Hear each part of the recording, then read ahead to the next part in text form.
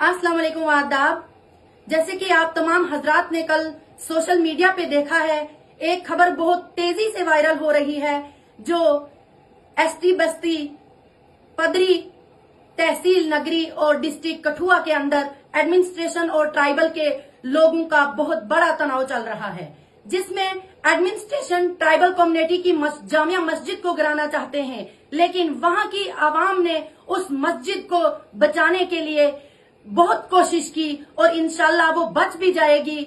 लेकिन बड़े अफसोस की बात है, मैं आप लोगों से ये कहना चाहती हूँ कि वहां की जो एडमिनिस्ट्रेशन है, जो डीसी साहब हैं, उन्होंने अपने जज्बात के आगे पुलिस वालों को ढाल बनाया, जिसमें कुछ पुलिस जवान और शायद सुनने में आया है डीएसपी साहब इंजर्ड हुए हैं। मैं इस बात की मजम्मत करती हूँ, लेकिन बड़े अफसोस की बात है क्योंकि हमारा जो जम्मू कश्मीर है ये पुरअमन है। यहाँ की पुलिस भी पुरअमन कानून की कार्रवाई करती है।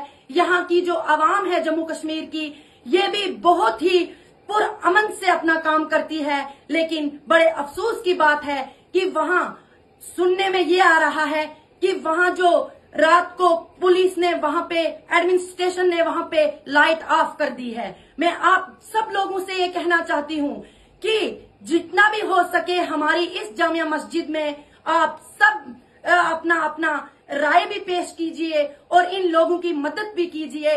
आज अगर हमारी मस्जिद के अंदर, कठुआ के अंदर लाइटें बंद हुई हैं, कल वहाँ पे पानी भी बंद होगा, परसों उन लोगों के हकूक भी छीने जाएंगे। लेकिन मैं यहाँ से गुजारिश करना चाहती हूँ अपने जो हमारे एमपी साहब हैं, डॉक्टर जतिंदर साहब, मैं उनसे अपील करना चाहती हूँ कि जब आप एमपी बन गए हैं तो खुदारा आपकी होम कॉन्स्टिट्यूंसी है ये, तो इस गरीब आवाम पे अगर इतना बड़ा जुल्म हो रहा है तो आप इसमें मदद कीजिए।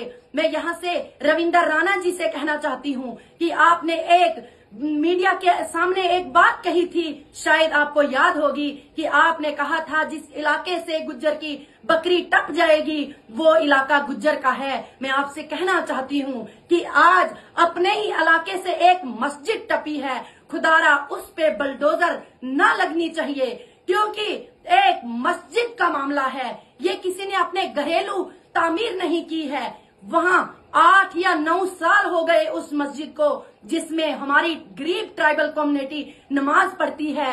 और अगर आज उस मस्जिद को गिराने की बात की जाए तो जम्मू कश्मीर का मुस्लिम ही नहीं बल्कि नॉन मुस्लिम भी बर्दाश्त नहीं करेगा, क्योंकि हमारे जो जम्मू कश्मीर में, वो चाहे फिर हिंदू कम्युनिटी से है या फिर मुसलमान कम्युनिटी से है, अगर मंदिर पे बात आएगी तो मुझे नहीं लगता है कि कोई मुसलमान खामोश बैठेगा, और अगर मस्जिद पे बात आई तो मुझे नहीं लगता है कि कोई हिंदू खामोश बैठेगा। हिंदू मुस्लिम सब इकट्ठा होके इंशाल्लाह इन जालिमों की बहुत ही कठिन से हम खड़े होके और इनका मुकाबला करेंगे। इंशाल्लाह इस मकसद में कामयाब हो जाएंगे।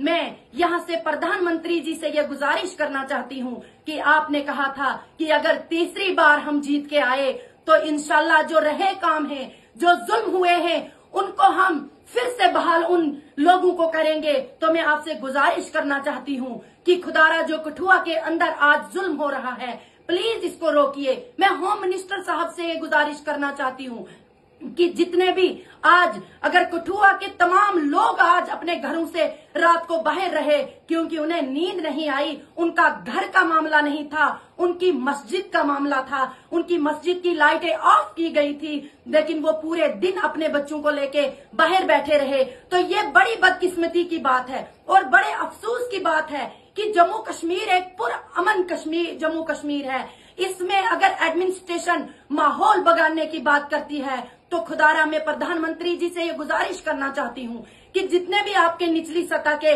लोग हैं तो खुदारा इनको ये हदायत दी जाए कि ऐसा ना किया जाए। और मैं लास्ट में एक शेर से रुखसत होना चाहती हूँ, किताब सादा रहेगी कब तक, कभी तो आगाज बाब होगा। किताब सादा रहेगी कब तक, कभी तो आगाज बाब होगा। जिन्होंने बस्ती उजाड़ डाली, कभी तो उनका हिसाब होगा। अल्लाह हाफिज। और मैं कठुआ वाले तमाम अपनी ट्राइबल कम्युनिटी से कहना चाहती हूँ कि आप पीछे मत हटिए, अपनी मस्जिद के इर्द गिर्द ऐसा कुछ भी ना होने दीजिए, क्योंकि आपके साथ वो ही नहीं, पूरी चनाब वैली के हिंदू मुस्लिम खड़े हैं। इन्हीं बातों से रुखसत चाहती हूँ। Thank you so